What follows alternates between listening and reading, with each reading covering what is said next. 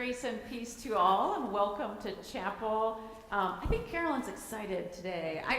We're actually both pretty excited that we get to sing some Easter hymns. We don't get to do that very often in chapel, so we got some Easter hymns. We got some new paraments.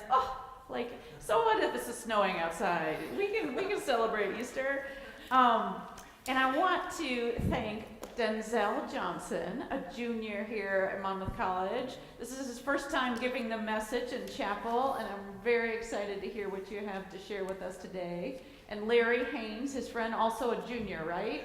And so thank you. You're going to lead us in prayer later, right? Thank you both for helping us lead us in worship. I want to direct your attention to the back of the bulletin. You'll see we're ending at the end of April. It's hard to believe, but we're getting down there. So you can see who's leading worship and who's giving the message through April 30th. So next Monday, Jessica Hawkinson will be giving the message. And one announcement I want to share with you about a program we're having tomorrow night, Tuesday at 6:30 in the Morgan Room of Polling Hall. I've been coordinating a group of faculty to teach a liberal arts curriculum at Hill Correctional, the men's prison in Galesburg, since last July, and we've learned a lot and we've been inspired by our experience there. And so we're going to share about that experience and about the program at Hill Correctional that we're leading tomorrow night at 6:30 in the Morgan Room. And you're all welcome to come and hear about it. And I'm serving yummy food, so you can't beat it. I ordered hot chocolate, and I thought that was so odd. I thought the students would like that. Now I'm like, that's so appropriate that I'm serving hot chocolate tomorrow night in the midst of the snowy April. But so I want to let you know that. But now let's open our minds and our hearts to the presence of God in this place.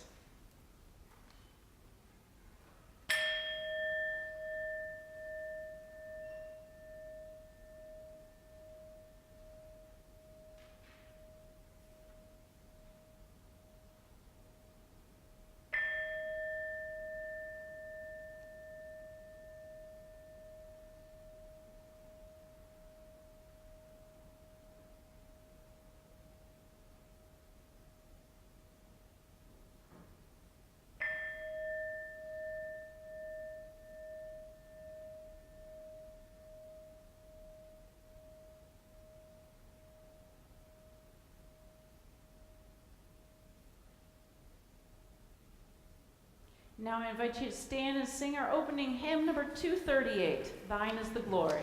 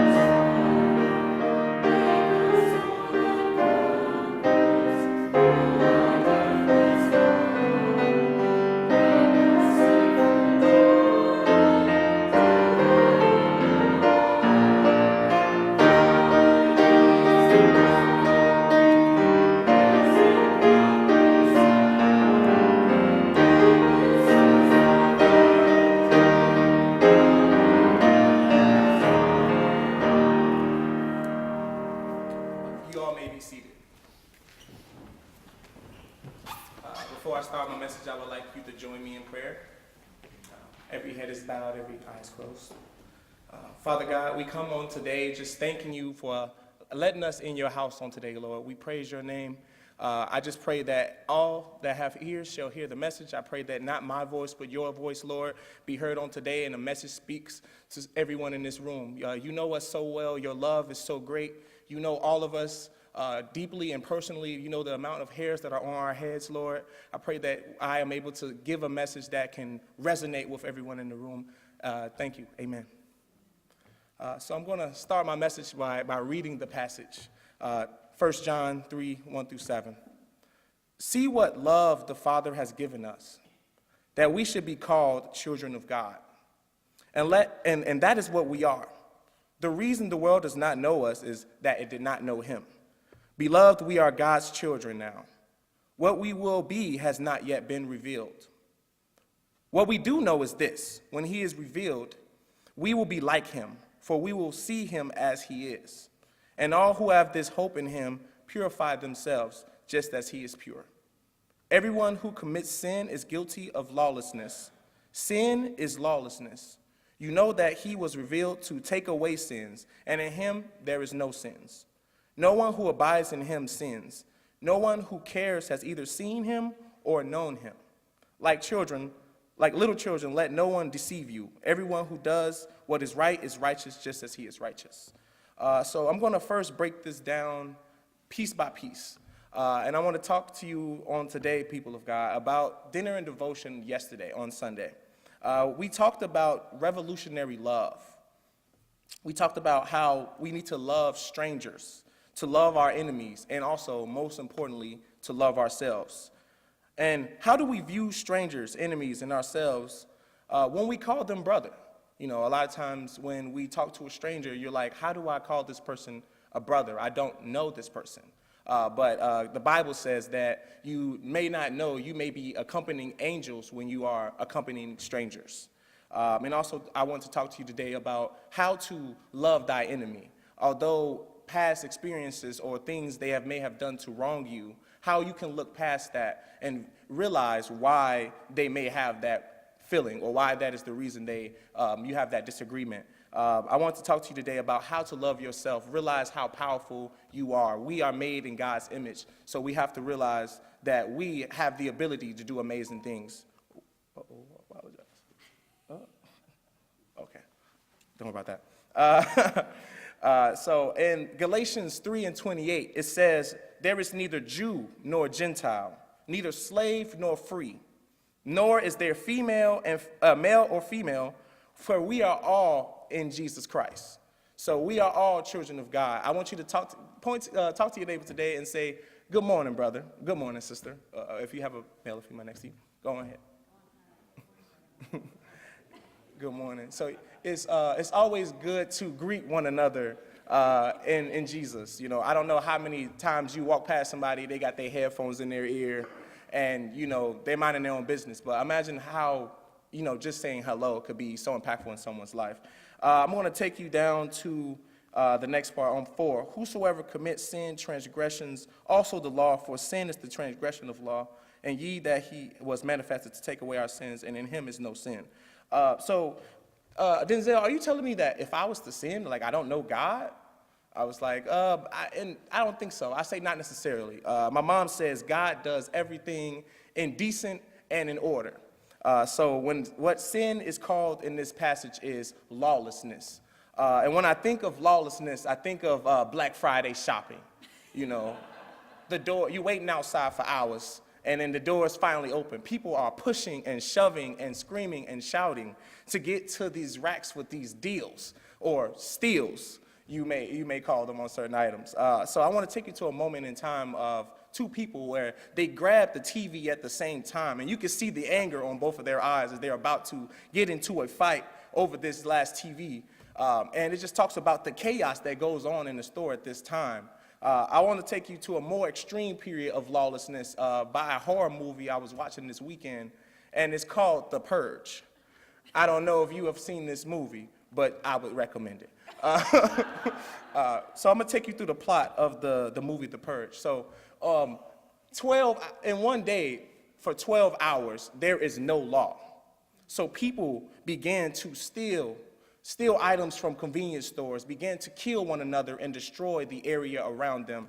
And I come to tell you today, that is what the devil has come to do to each and every one of us in this room, people of God. That the devil wants to kill your joy, steal your joy, and destroy your joy. So what does God in the passage mean by lawlessness? He means that we need to come in order. There has to be some form of order. And I had a conversation with a friend of mine, and he told me he's not really religious. And he was like, Denzel, you're a good friend of mine, but you don't seem like one of those really religious Christian type folk that shove their religion down your throat. And I don't try to do that. I try to meet people where they are. Everybody has a different faith or in different levels in their faith. And God said it only takes a mustard seed. So I try to first I try to baby feed them in a sense of the word. You know, I may not necessarily quote, this is from Proverbs or this is from Psalms, but some of the words that I use, similar to Martin Luther King, are some quotes from the Bible. And it says from Proverbs, you know, for a just man falls 7 times and rises up again, but the wicked shall fall into mischief. So, children of God, I come to tell you that although you may fall in situations of sin, that is not the end game. God just tells you to get up and dust off your shoulders. You know, like nobody saw that. You ever fall down? I almost fell yesterday. I look around, I did one of these. Nobody saw that, but I got back up and kept on walking. And that's what God wants you to do with your faith. Because as you fall down, continue to get on up. God just wants us to put in some effort to be like him. How can we be like Christ, but we're not even trying to reach Christ? We're not even trying to talk to him. God just asks us to pray. And at first, I used to find myself somebody who was not someone who would pray very often unless I needed something. Oh, Lord, I don't know if I'm going to pass this test. Lord, come on, come through. But now I see myself praying 3 times a day. In the morning, praising him for waking me up. I praise him in the evening time for allowing me to see the day. And then I praise him at night and just say thank you. And, you know, every day isn't promised. So I pray that if I was to see tomorrow, that I would thank him in advance. So I'm not saying that you have to do that, but just try to and just realize how connected you are to God. And it says here that for all, in my opinion, for all, if you give 25%, and that is all you can give, you'd be surprised how God could put that other 75% in your life. And you'd be like, oh man, favor really is over each and every one of our lives on today, whether you are at that mustard seed of faith or if you are a automatic praiser at the name of Jesus. Let me take you back to the passage again where it says, you know that he was revealed to take away our sins, and in him there is no sin. I want to let you know that Jesus, God, and sin are like water and oil. They just can't mix. You can't have them together. And I want to tell you how you should walk. I call it the hokey pokey. And if you don't know how the hokey pokey go, it looks something like this. You put your left foot in, you take your left foot out. You put your right foot in, and then you shake it all about. You do the hokey pokey, and you turn yourself around, and that's what it's all about. All right, now let me add a little Jesus in it for you. All right. All right. So your left foot is sin. Your right foot is righteousness. Yeah, you saw what I did there. All right. All right. So you put your left foot in. We may sin in times of our life, but we can't keep it there. We have to take that foot out. You gotta take your left foot out and put your right foot in. And don't just put your right foot in. You gotta shake it all about. You know, you gotta praise his name. God dwells in praise. So you gotta really praise him. Don't just, oh, thank you, Lord. You gotta praise him like the blessing is already done, even if it doesn't look like it's done. You know, it says that I like to say I see by faith, not by sight. So I like to believe the situation is done before it's already done, because I know that my God is a healer. He is a provider. He is more than I can ever ask for or think, and abundantly. And then I want to go down to the bottom passage where it says, little children, let no one deceive you. Everyone who does what is right is righteous, just as he is righteous. And what he means by that is beware of false prophets. People will try to feed you wooden nickels, like Larry would say, try to tell you that this has some sort of value when it actually has no value at all. And Matthew chapter 7, verse 15 through 20, it says, beware of false prophets, which come to you in sheep's clothing, meaning they come to you as friends, come to you as people who may seem like they care about you, but inwardly they are raving wolves, meaning people that secretly want to see your demise. When you are getting an award or you are getting a good grade on a test, they may say good job, but they don't mean good job because maybe they got a C+ on the test or they've been struggling. And they don't like the fact that you are succeeding over them. And I want to continue to read. It says, ye shall know them by their fruits. Do men gather grapes or thorns or figs of thistles? Even so, every good tree bringeth fruit, good fruit. But a corrupt tree bringeth forth evil fruit. A good tree cannot bring forth evil fruit, and neither can a corrupt tree bring forth good fruit. Every tree that bringeth not forth good fruit is hewed down and cast into the fire. Wherefore by their fruits you shall know them. And I like to view myself as a tree. At one point in my life, I was just a little tree with little branches and leaves. And now I've seen myself grow. And as you grow, you begin to see that you bear forth fruit. You bring forth fruit. And what I mean by that is your actions, the way you connect with other people is fruit. And good fruit only comes from good trees. And bad fruit only comes from bad trees. And I want you to know that you are a good tree. It's just more of the fruit that you bring, the actions that you put upon strangers, that you put upon your enemy, and what you put upon yourself.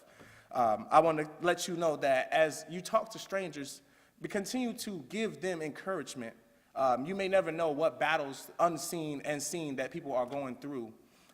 You need to also do the same thing for your enemy, as well as Jesus turned the other cheek. And also for yourself, realize how great you are. You know, you have power. You have access to the blessings that God has upon you. You just have to ask for it. You ask and you shall receive. And really, to be honest, I just think that lawlessness, in a sense, is what God is against. The devil brings forth lawlessness. He wants you to go out and not care about other people. Lawlessness means there's no morals, meaning that you can care less if the other person eats, whether your family, whether it doesn't matter to you. And when you have that mindset, you're willing to cross lines. You're willing to just mess things up just because you can. I come to tell you that we are children of God. So with that, we have to be God, in a sense. We have to act like God. So if I was to go to a new land, a new area, I would want to be like God. I would want to encourage. I want to bring forth good fruit as the tree would do. And I want to go, this is the last point, everybody. I want to go from this false prophets area one more time. And it talks about this tree. It talks about, sheep's and wolves' clothing. And what are you? Are you a sheep or are you a wolf? And how do you identify? Do you identify as someone who is, or do you identify as someone who is really caring about the people that are around you? Or are you really just having your own intentions, your own self-motive on how you interact with one another? I just think that in this, we can't be led astray. Although we do fade or walk away from the presence, you just have to make sure that you are coming back and returning to that. I view myself as a candle. We all have a light within us. But after a while, we may go into the darkness and lose our flame. So we have to go back into the church, the sanctuary like that we are in today, and get reignited with the presence of God. Thank you.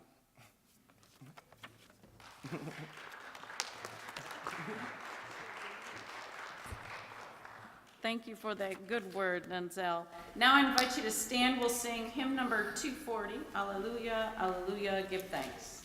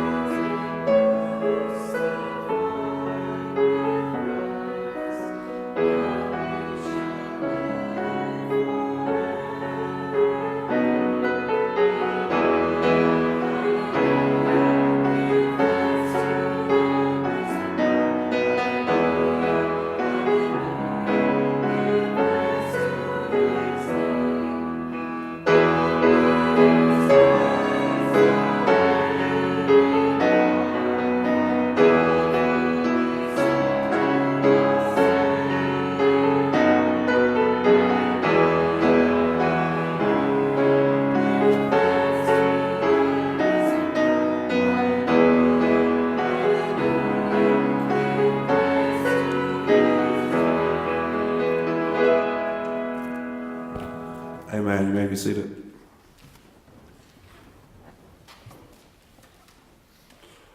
Father, I come to you as humbly as I know how, knowing that you are the head of my life. Lord, I come up and just want to thank you just for rising us all up early this morning, closing our right mind with shoes and food to eat. Lord, but as I call on your name, I just want you to spread your love, because in the Bible says that love conquers a multitude of faults. And Lord, I realize that you gave us power, so allow us to spread your love, to spread your joy, and to spread your gospel, Lord. I know that you can, I know that you will. Keep on. I know we got finals coming up, so I want you to bear with your Monmouth students, Lord, and lift up our minds and ease our hearts. I know you to be a heart fixer and a mind regulator. I ask you to keep on being the same God on today that you was a long time ago. Amen. I ask everybody to recite the Lord's Prayer in unison with me. Amen. Our Father, who art in heaven, hallowed be thy name. Thy kingdom come, thy will be done, on earth as it is in heaven. Give us this day our daily bread, and forgive us of our debts as we forgive our debtors. And lead us not into temptation, but deliver us from evil.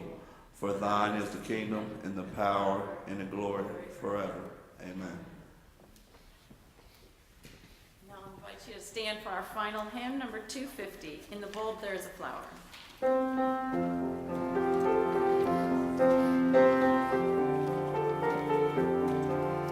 you.